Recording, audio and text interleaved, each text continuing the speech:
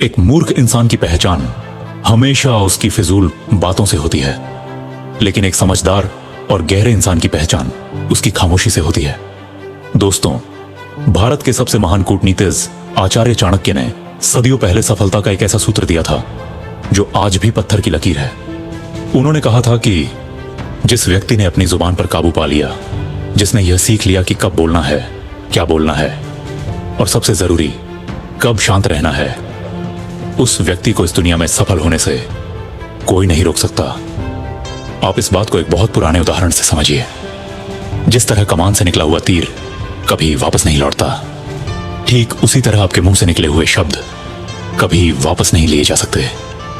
ये शब्द बहुत ताकतवर होते हैं। ये आपकी सबसे बड़ी ताकत भी बन सकते हैं और आपकी सबसे शर्मनाक कमजोरी भी। जिंदगी में कई ऐसे मौके आते हैं जहां आपका सही समय पर सिर्फ चुप रह जाना आपको बड़ी से बड़ी मुसीबतों से बचा सकता है। वहीं दूसरी तरफ बिना सोचे समझे आवेश में आकर बोला गया सिर्फ एक शब्द भी आपके लिए पहाड़ी जैसी समस्या खद्दे कर सकता है। लेकिन अफसोस की बात यह है कि आज के दौर में लोग कम बोलने को कमजोरी समझते हैं। लोग अपनी जुबान का इस्तेमाल सिर्फ खुद को होशियार और कूल साबित करने के लिए करते हैं, जबकि इतिहास गवाह है कि दुनिया के तमाम महाज्ञानी, बड़े बड़े फिलोसोफर्स और महान राजाओं ने हमेशा मौन यानी साइलेंस को ही अपना सबसे बड़ा हथियार माना है, क्योंकि एक बुद्धिमान व्यक्ति यह बखूबी जानता है कि शब्दों की कीमत क्या होती है। तो चलिए आज हम खामोशी की इसी गहराई में उतरते हैं और जानते हैं साइलेंस के वो 6 ऐसे चमत्कारी फायदे जिन्हें अगर आपने अपनी जिंदगी में उतार लिया तो आज और अभी से दुनिया आपको देखने का नजरिया बदल देगी।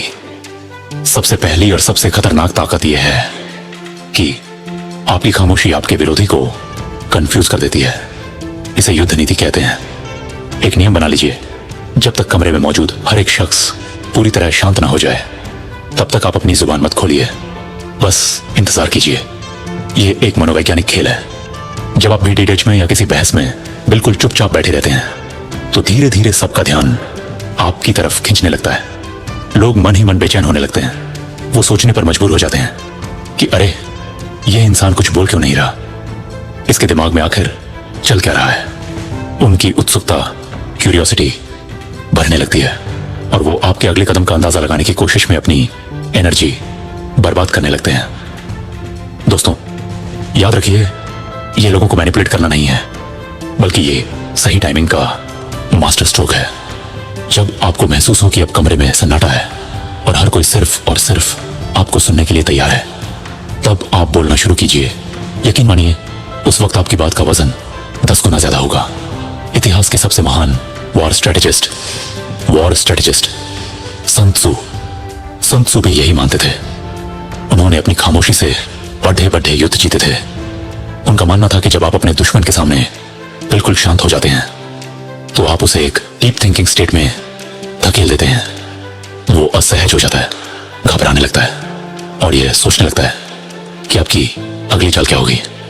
और इसी उधेड़-बुन में वो अपने लक्ष्य से भटक जाता है, गलतियां करता है और अंत में जीत आपकी होती है। खामोशी का दूसरा बड़ा फायदा यह है कि यह आपके अंदर एक लेजर शार्प फोकस पैदा करती है। भगवान गौतम बुद्ध की एक बहुत प्रसिद्ध सीख है कि मुंह खोलने से पहले अपने शब्दों को 3 सुनहरे दरवाजों से गुजरने दो। पहला, क्या यह बोलना सच में जरूरी है? दूसरा, क्या मेरी बातों में कोई वैल्यू या सत्यता है? और तीसरा, क्या मेरे बोलने से कोई बदलाव आएगा या लोग इसे एक कान से सुनकर दूसरे से निकाल देंगे? इन 3 गहरे सवालों का जवाब आपको भीड़ में शोर मचाकर नहीं मिलेगा, बल्कि तब मिलेगा जब आप शांत होकर खुद के साथ संवाद करेंगे। एक बहुत बारीक बात समझिए, बोलना और सोचना ये दोनों काम एक साथ नहीं हो सकते। जब आप लगातार बोल रहे होते हैं तब आप सोच नहीं रहे होते। जो लोग बहुत ज्यादा बात करते हैं वो अक्सर बिना सोचे समझे बोलते हैं। उनके दिमाग में विचारों की खिंचाती बनी रहती है और इसीलिए उनकी बातों का कोई वजन नहीं रह जाता। हमारे दिमाग में हर पल हजारों विचार आते रहते हैं, लेकिन एक शांत इंसान उन विचारों को पहले तोलता है, उन्हें एक स्ट्रक्चर देता है और सिर्फ वही शब्द चुनता है जो सबसे जरूरी हो। यही वजह है कि कम बोलने वाले लोगों की एकाग्रता यानी फोकस कमाल का होता है। वो बकवास नहीं करते, वो सीधे मुद्दे की बात करते हैं। तीसरी ताकत यह है कि खामोशी चुंबक की तरह लोगों का ध्यान अपनी तरफ खींचती है। आपने ये अपनी जिंदगी में जरूर महसूस किया होगा। याद कीजिए अपने स्कूल या कॉलेज के दिनों को या किसी ऑफिस प्रेजेंटेशन को, जब क्लास में बहुत शोर हो रहा होता है, बच्चे बातें कर रहे होते हैं और टीचर अचानक पढ़ाते पढ़ाते एकदम चुप हो जाती है, तो क्या होता है? अचानक पूरी क्लास में सन्नाटा छा जाता है और सबका ध्यान टीचर के चेहरे पर चला जाता है कि क्या हुआ, मैम चुप क्यों हो गई? हमारे दिमाग को लगातार शोर की आदत नहीं होती। जैसे ही शोर के बीच एक गहरी खामोशी आती है, दिमाग को सिग्नल मिलता है कि कुछ तो घटित है या कुछ बहुत जरूरी होने वाला है। यही नियम आपकी डे